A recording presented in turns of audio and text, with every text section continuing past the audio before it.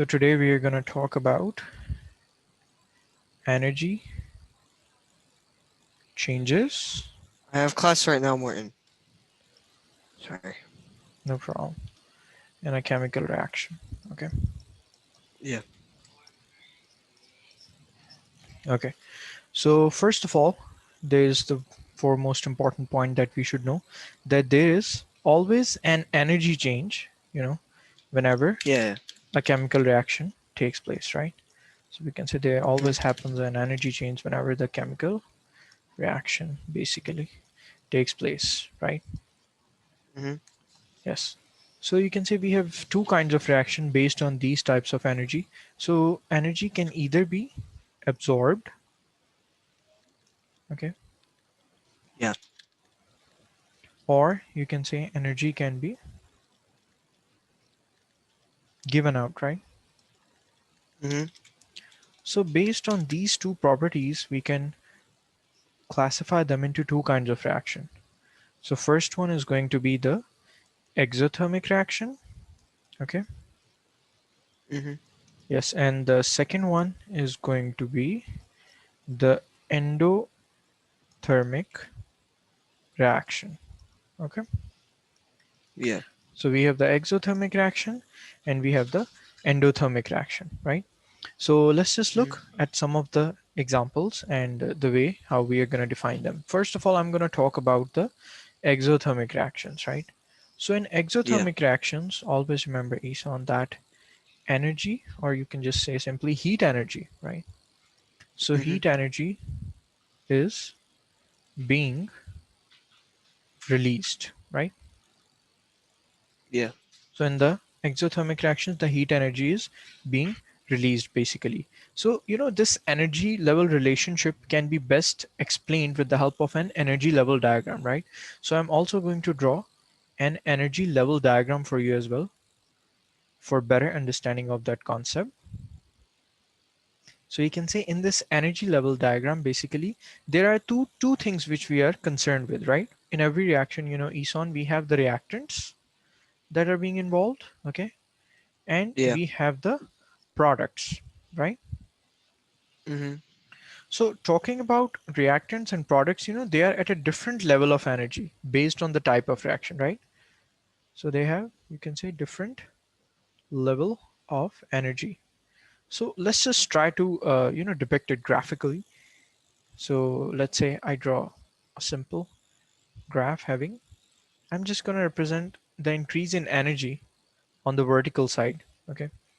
And if you talk about this, reactants, always remember in the exothermic reactions, they are gonna have a higher energy. Okay, so this Yeah. is the energy level diagram that I'm drawing for the exothermic reaction. So reactants are at the top, showing that they have more energy, and the products, they are at the bottom, having lesser energy, right? So you can simply say that the energy has been given out, right?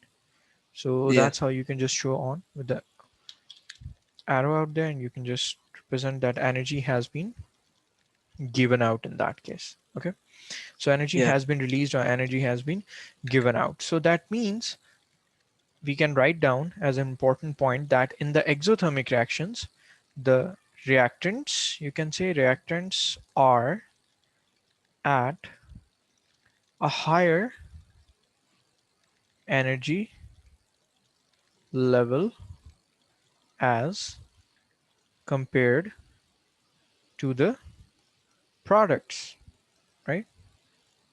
Yeah. Yes, so that's pretty simple, that reactants, they are at a higher energy level as compared to the products in that case. And you can say since heat energy is being released, so the exothermic reactions have a negative sign, right?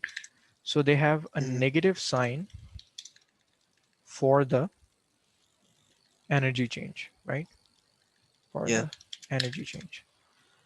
Let's take a look at a sample reaction, which would be releasing energy since it's an exothermic. So let's say we have solid iron, right? Iron in the Yeah. solid form. So it's just mixed with sulfur that is also in the solid form, right? And as a result, a compound is formed that is called iron sulfide. Okay, so that's more like a mixture. of these two elements, hence forming a specific compound, which is iron sulfide, again in the solid form. So basically, heat energy is always measured in kilojoules. Okay, these are the units. Okay, Yeah. which we are going to uh, use for the measurement of this energy change. So this iron sulfide, it has this energy change of around, I'll write it down, of around minus 100 kilojoules, right? Okay, Mm-hmm.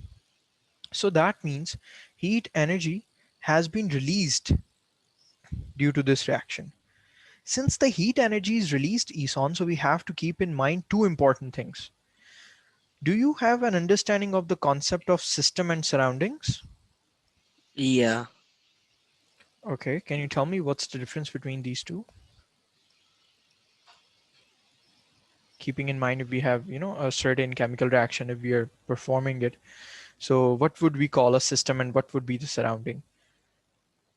So technically speaking, Eson, can you hear me clearly? Hello, hello. Yeah, yeah, Eson, can you hear me clearly? Yeah. So systems like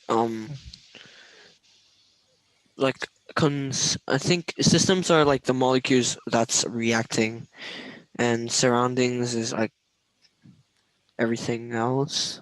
Exactly, yeah. So to be more precise, we can say the place where your reaction is taking place exactly, right? So Yeah. your exact reaction place. So it can be as small as a beaker, or it can be as big as your school laboratory, or your school itself, or the building where you're doing it, or even the country in which you are doing it, or Yeah. even this planet on which you are doing it, right? So anything that we are just considering is referred to as a system, right? System can be Yeah. as small as a beaker and it can be as big as this planet, right? So basically surroundings, the concept of surroundings is, like you told me, it's everything else other than the system, right? So everything Yep. else other than the system is known as the surroundings, right? So everything else other than the system is definitely known as the surroundings. That means all the universe except the place where you're doing the experiment, whether it's a beaker or a lab or a building or a country or a planet. So all the universe other than this place would be referred to as surroundings, right? So Yeah. in exothermic reaction, since I told you that heat energy is going to be released and we are having a negative sign for the energy change, so what would be the effect of the system and surrounding? So, always after an exothermic reaction, you can say that the temperature of the surroundings, it's basically increases, right? Mm-hmm.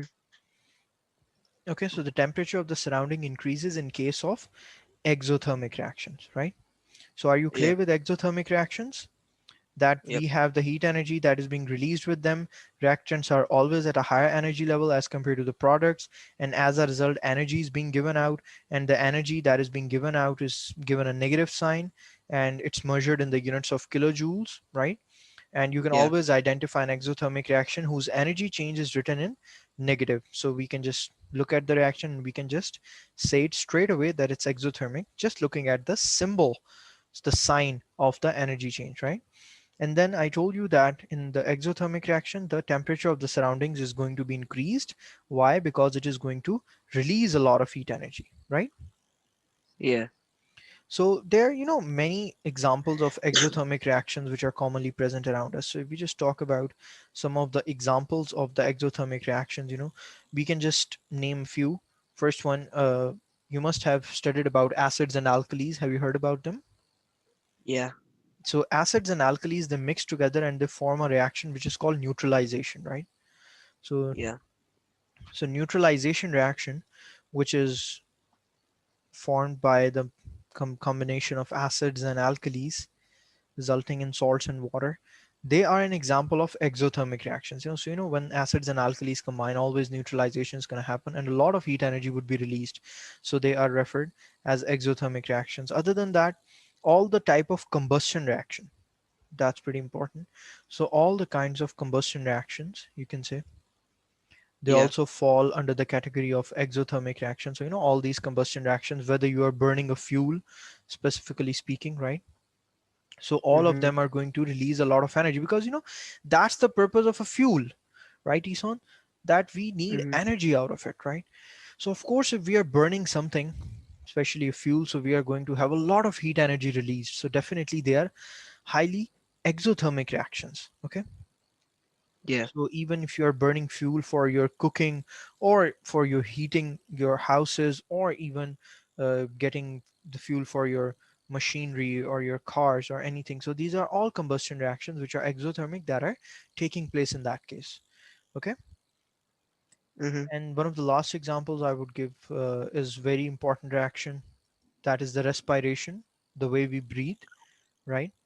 So that means our body cells, when we are undergoing the process of respiration, when we are breathing, a lot of heat energy is released. Of course, we are exhaling carbon dioxide, right? So we are releasing a lot of heat energy in this respiration process, and hence we would refer it as exothermic as well, right, Isan? Yeah. All right.